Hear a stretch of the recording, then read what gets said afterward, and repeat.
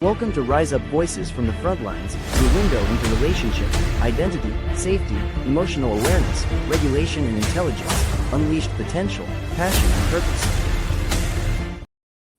Welcome back to Rise Up Voices from the Frontlines, trauma-informed leadership series, and I'm Krista Fee. Today we're going to expand the frame.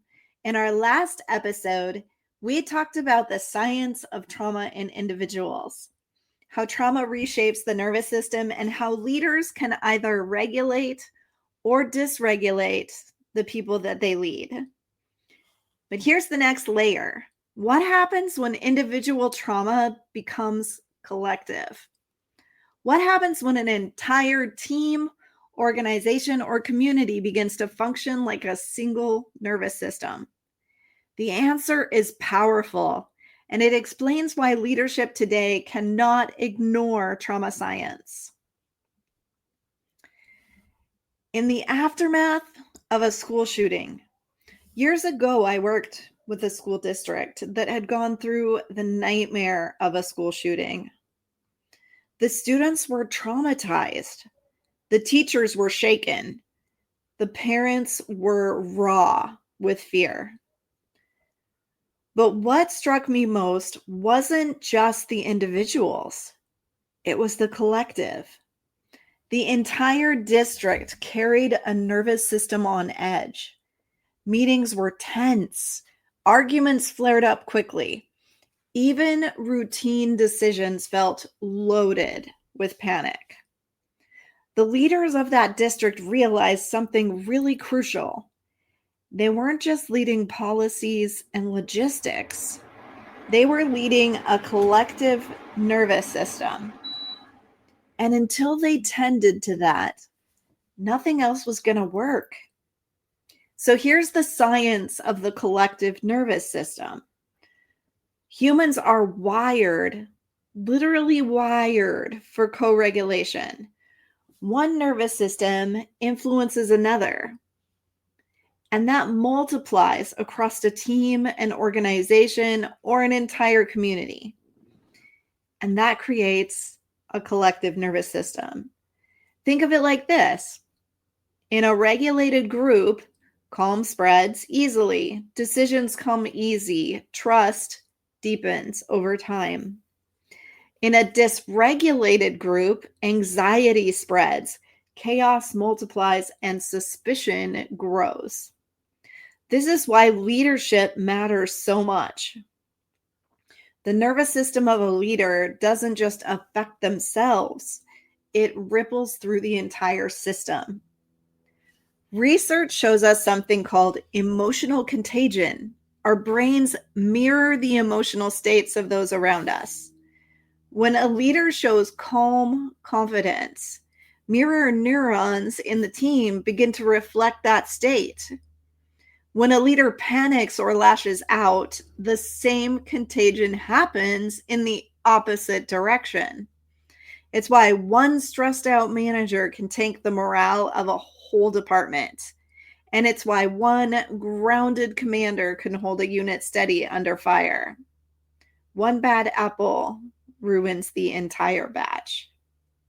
As a leader, your nervous system is never private. It's literally public property. It's the tuning fork of the whole system, and everything aligns to it. So let's do some historical reflection from the civil rights movement. Think about Dr. Martin Luther King Jr. His calm under pressure wasn't just personal. It was collective regulation. When he walked into hostile crowds, when he preached nonviolence while being beaten and jailed, his nervous system communicated steadiness. That steadiness spread. Entire communities drew courage from that calm.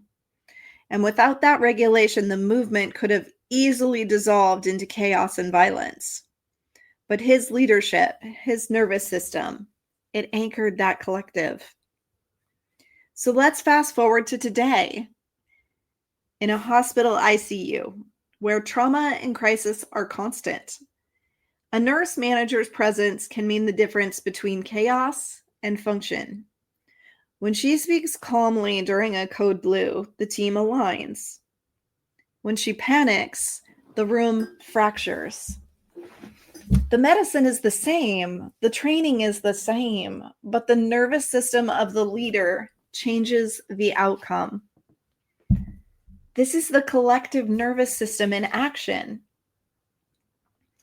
So let's look at the shadow side of dysregulated leadership. Let's be real. Not all leaders regulate. Some leaders dysregulate entire systems. The police captain who yells unpredictably, leaving his officers on edge. The corporate executive who spreads fear about layoffs, destabilizing a whole company. The nonprofit director who micromanages from anxiety and exhausts their entire staff. When leaders carry unhealed trauma, they project it into the system. Their dysregulation becomes contagious. The result? Burnout, turnover, mistrust, and even collapse. This is why trauma-informed leadership is not optional. It's literally survival.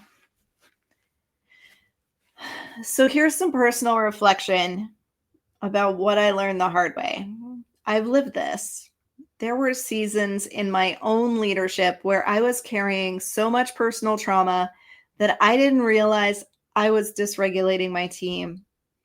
I thought I was being passionate, but my intensity was spilling out as urgency, and that unsettled the people around me. Once I learned the science, once I began regulating myself first, everything changed. Meetings got calmer, creativity rose, people felt safer, and I realized the leader's nervous system sets the tone for everyone else. So how leaders regulate communities? How do you lead the collective nervous system? First, you regulate yourself. Before you walk into the room, you regulate your own body. Breathe, ground, settle. You can't regulate others if you're dysregulated yourself. Set the pace, not the panic. In crisis, people mirror your speed. Slow down enough to anchor them. Urgency spreads panic. Presence spreads steadiness. Model transparency without chaos. It's okay to admit stress, but do it in a way that models resilience, not collapse. This is hard, but we can do it together. Create safe rhythms, rituals, routines, check-ins, things that create predictability. This all lowers collective anxiety. Invite co-regulators. Build a team of anchors. Don't try to carry the whole system alone. And here's some neuroscience insight. Safety is contagious, just as fear is contagious. So is safety. When one leader brings a calm, regulated presence into a space, it doesn't just affect one person, it ripples outward. Safety multiplies. And in communities carrying trauma, that multiplication is literally life-saving. So ask yourself these questions before reflecting. When I walk into a room, do I bring regulation or dysregulation with me? What are the ripple effects of my nervous system on my team and community? And how can I build rhythms and rituals that anchor collective safety? So an important truth. Leadership is nervous system stewardship. You're not just leading people as individuals. You're leading the collective nervous system of your community. But here's the good news. When leaders regulate, communities rise up. Safety spreads, trust deepens, creativity flourishes. But when leaders ignore their own dysregulation, communities fracture. The choice is yours.